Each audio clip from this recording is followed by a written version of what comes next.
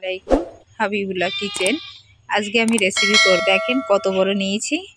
আজকে এটা রেসিপি করে দেখাবো সাইটিং মাছের ঝাল।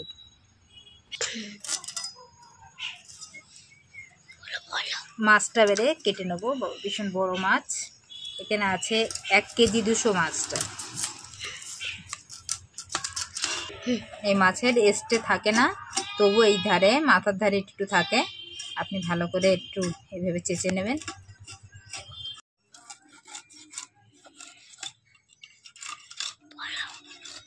মাছটা এইভাবে কেটে নেবেন, পিসটা একটু পাতলা পাতলা করবেন,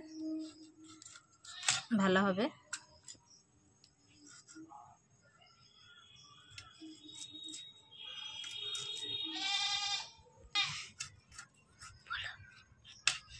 দেখেন কত সুন্দর, এরকম পিস করে নেবে। পুরো কাটা হয়ে গিয়েছে, এবার আমি ধুতে যাব। এখানে পুরি চলে এসেছি, এগুলো ধুয়ে নেব। আপনি কলেও ধুতে পারেন, আমি পুকুর আছে বলে পুকুরে ধুয়ে নিচ্ছি। পুকুরে ধুতে ভালো লাগে, আবার কলের পানিতে আবার ধুয়ে নেব।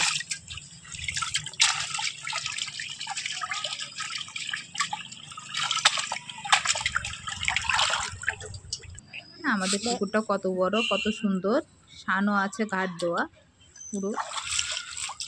বাইরেতে ওই সাইড বন্ধ করে। এই যে আমি কলের পানিতে ধুয়ে নিচ্ছি, আপনি আবার কলের পানিতে ধুয়ে নেবেন। আমি এখানে 3টে পেঁয়াজ নিয়েছি, পেঁয়াজগুলো মিক্সারে আমি কুচিয়ে নেব। তাহলে মাছের ঝালটা ভালো একটু।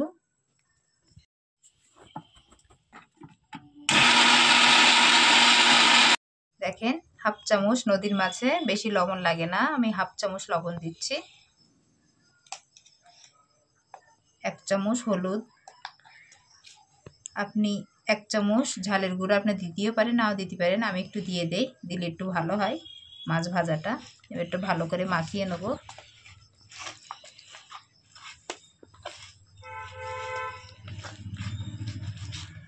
এরকমভাবে ভালোভাবে মাখিয়ে নেবেন, ভাজতে সুবিধা হবে।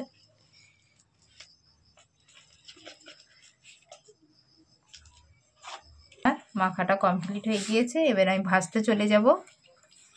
আপনারা দেখতে থাকেন। বসিয়ে দিয়েছি, তেলটা ঢেলে দেবো। এতে আমি 75 গ্রাম মতন তেল দিচ্ছি, আপনি 100 দিতে পারেন। আর 3টে শুকনো লঙ্কা। আমার তেলটা গরম হয়ে গিয়েছে, আমি পেঁয়াজ দিয়ে দিচ্ছি। আমার পেঁয়াজটা লাল হয়ে যাচ্ছে, তার সঙ্গে শুকনো লঙ্কাটা দেওয়ার মানে কি, শুকনো লঙ্কাটা দিলে আরও টেস্টি হয়। দেখেন পুরো লাল হয়ে গিয়েছে। এবারে যে পেঁয়াজটা কুচি আমি মিক্সারে করেছি সেটা ঢেলে দেবো। পেঁয়াজটা লাল হয়ে গেছে,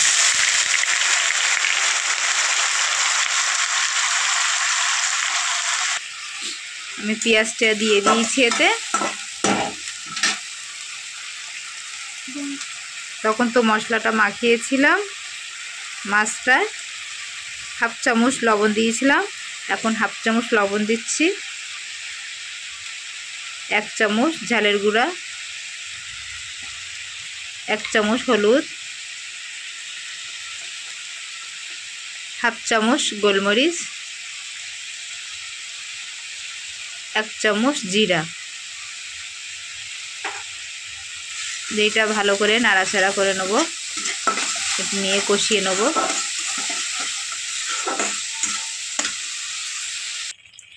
আর 1 চামচ আদা রসুন বাটা একসঙ্গে দিয়ে ভালো করে এটা। দেখে মশলাটা আমার কত সুন্দর, কালারটাও চলে আসছে। এতে হালকা একটু পানি দিয়ে দেবেন, দিয়ে একটু ভালো করে কষিয়ে নেবেন।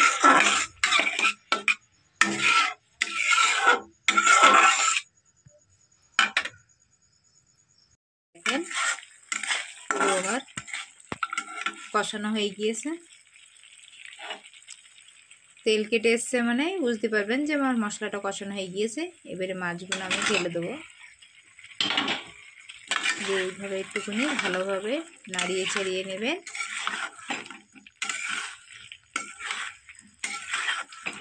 একটা মাছ ভাঙবে না, আপনার পুরো আস্তে আস্তে থেকে যাবে।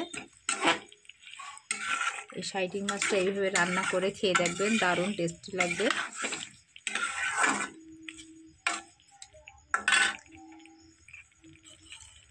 এবার আপনি এটা পানি হালকা করে দিয়ে দেবেন।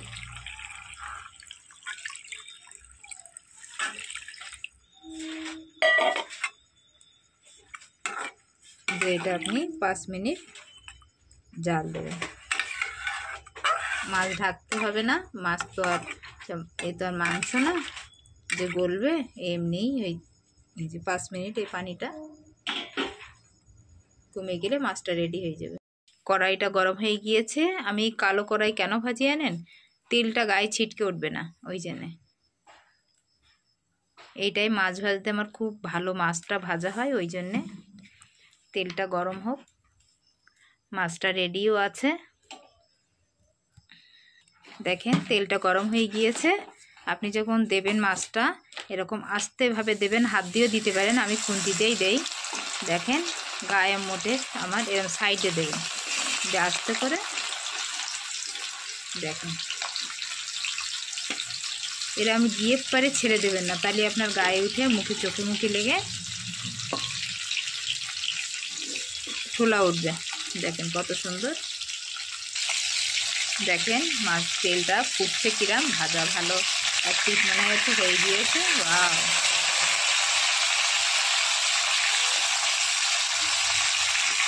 এরমভাবে ভেজে নেবেন। অনেক জন্য কাঁচাও রান্না করে, আমি ভাজাই রান্না করি। ভেজে মাছটা ঝাল করলে বেশি ভালো লাগে, তোমার নদীর মাছ তো। দেখেন আমার ভাজা হয়ে গিয়েছে, কত সুন্দর হয়েছে, লাল লাল।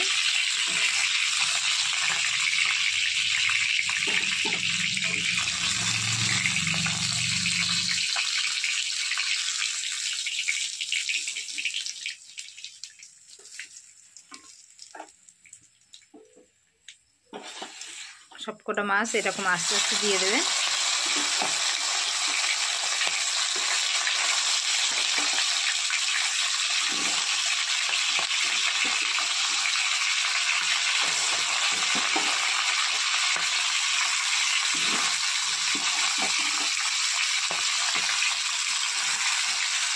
পুরোটা মাছ ভাজা হয়ে যাবে। দেখেন কত সুন্দর লাল লাল ভাজা হয়ে গিয়েছে। ভাজাটা আমার কমপ্লিট হলো।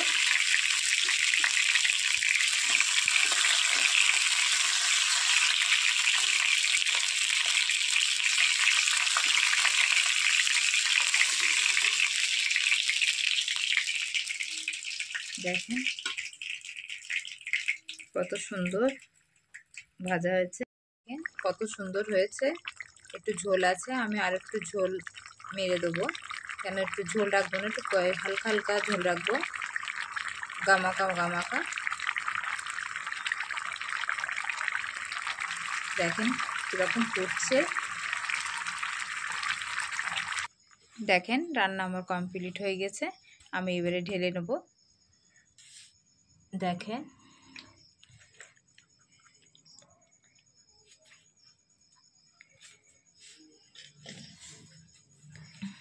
কত সুন্দর হয়েছে। একটু ভেঙে খেয়ে দেখি এরকম লেগেছে।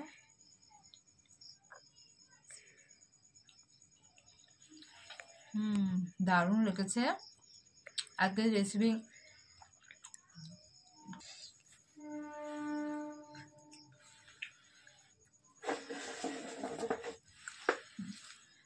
রেসিপি যদি আপনাদের ভালো লাগে তাহলে একটা লাইক, শেয়ার, সাবস্ক্রাইব। ভালো থাকেন, সুস্থ থাকেন, আল্লাহ হাফেজ।